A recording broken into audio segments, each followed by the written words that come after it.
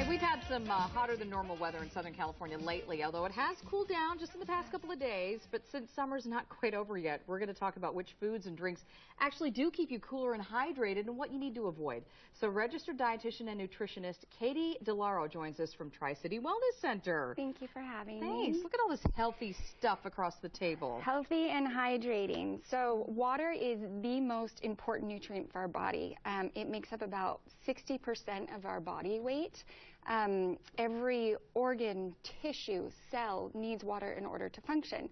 So when we start becoming hydrated, we can start shutting down a little bit to the smallest amount to very large amount of fatigue, muscle cramping. So it's really important to stay hydrated and pay attention to your thirst cues. Yeah, so we may have these few cool days, but really, typically, August and September get really hot around here. They do.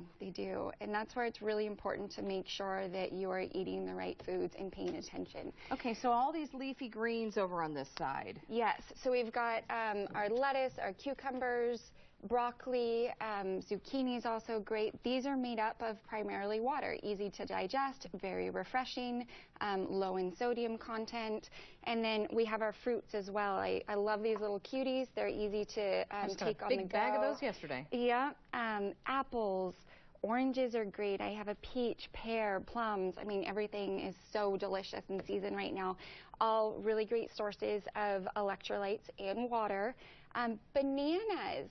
Oftentimes, you know, if you've ever done a 5K or any kind of a walk or run, they'll give you a banana at the end because it's high in potassium. Sodium and potassium are very important in hydration. So if you are starting to feel dehydrated, potassium can help kick up your electrolytes. Those saved me when I was running a lot. Okay, so what beverages then are good, and which ones should we avoid? Water's the best. And I hear people say all the time, I don't like to drink water. So there's ways that you can start increasing your water consumption. I put cucumber and mint in this last night, so it's a little bit more refreshing. Lemon, lemon's another thing that you can put in. I also did some ice cubes, and I put mint in the ice cubes. I put strawberries in the ice cubes.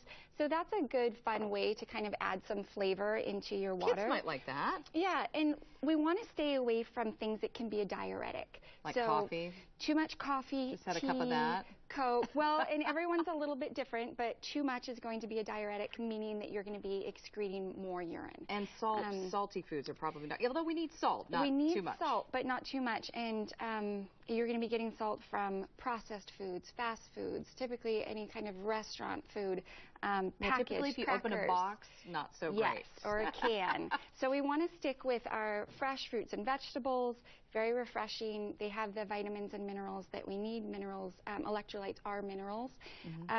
Other things, little tricks that I like, frozen grapes are a really great alternative. They can keep you really hydrated and fresh, refreshed.